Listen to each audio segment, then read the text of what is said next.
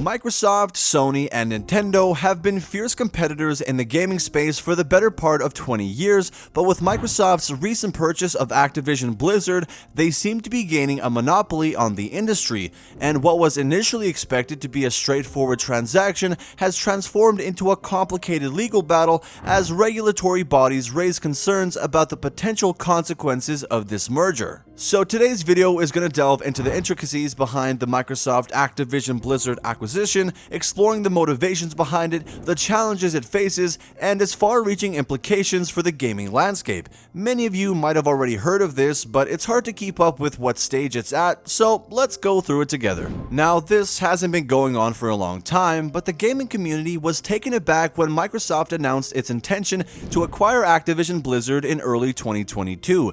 This move, dubbed by Reuters as Microsoft to gobble up Activision in a $69 billion metaverse bet, showed the tech giant's determination to solidify its position in the gaming industry, reinforce its dominance in the realm of cloud gaming, and assert itself as the undisputed king of the gaming universe. By incorporating Activision Blizzard's coveted intellectual properties and iconic franchises like Call of Duty, Overwatch, and World of Warcraft, along with its renowned studios, Microsoft aimed to gain an unrivaled advantage over its competitors. However, this ambitious acquisition soon encountered substantial resistance from regulatory bodies around the world, primarily due to concerns regarding competition and market dominance. These regulators feared that Microsoft's existing ownership of Xbox, combined with its acquisition of Activision Blizzard, would create an unfair monopoly, stifling competition, particularly in the console gaming market. Sony, Microsoft's chief rival in the gaming console arena, vehemently opposed the deal, fearing that Activision Blizzard's games would become exclusive to Xbox, leaving PlayStation at a significant disadvantage. The battlefield for regulatory approval spans various jurisdictions.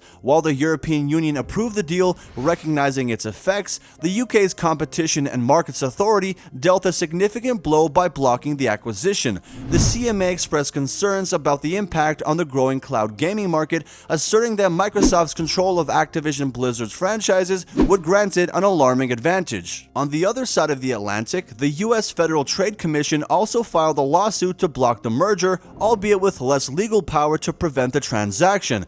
These parallel battles against the CMA and the FTC have intensified the struggle for Microsoft and Activision Blizzard. At the heart of the regulatory concerns lies the debate surrounding cloud gaming and its implications for market competition. Microsoft views cloud gaming as a premium add-on to its Xbox subscriptions, while the CMA contends that Microsoft's position in cloud gaming services gives it the incentive to make Activision Blizzard's games exclusive to its own cloud gaming platform. The distinction between a standalone cloud gaming market and an add-on service has become a pivotal point of contention.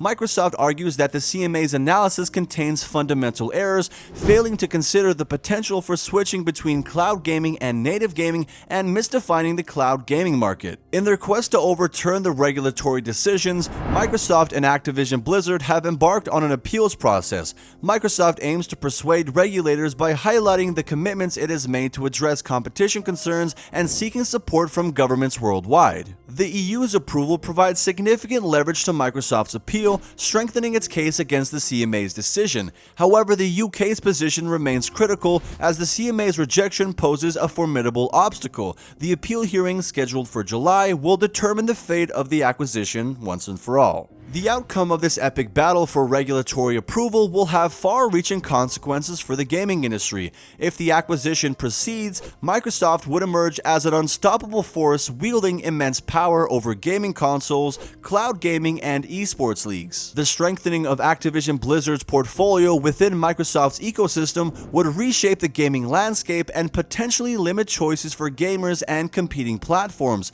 Conversely, a failed merger would preserve a more competitive market, allowing rival companies to thrive and preventing a single entity from wielding excessive influence. But now we should also see what the competitors, Sony and Nintendo, think. Sony's concerns about the potential impact of Microsoft's acquisition of Activision Blizzard is related to their exclusive rights and partnerships. With Microsoft's increasing involvement, uncertainties arise regarding the future availability of Activision Blizzard's games on rival platforms, including the PS5. Sony's perspective comes into focus as the company company faces the possibility of losing exclusive content that has been a significant driver of its console sales and user loyalty. This prompts reflection on Sony's strategies and how it might navigate the evolving landscape to maintain its strong position in the gaming market and continue offering compelling experiences to its dedicated player base. Meanwhile, for Nintendo, this is less of a concern. The company makes all of its most popular games in-house, like Mario and Zelda, so they aren't going to be directly affected by this purchase. In fact, they actually have something to gain, as Microsoft has signed a 10-year deal to bring Call of Duty to the Nintendo Switch,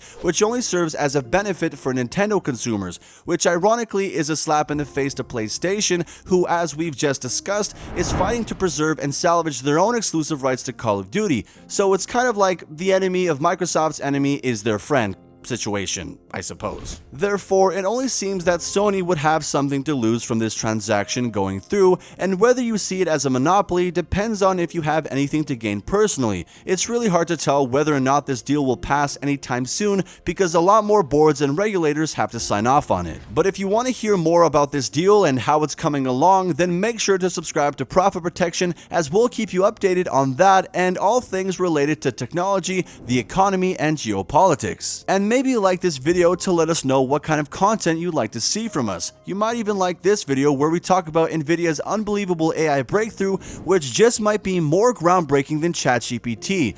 Nevertheless, as for now, that's all we have in store for you. I hope you like what you see, and until next time, take care.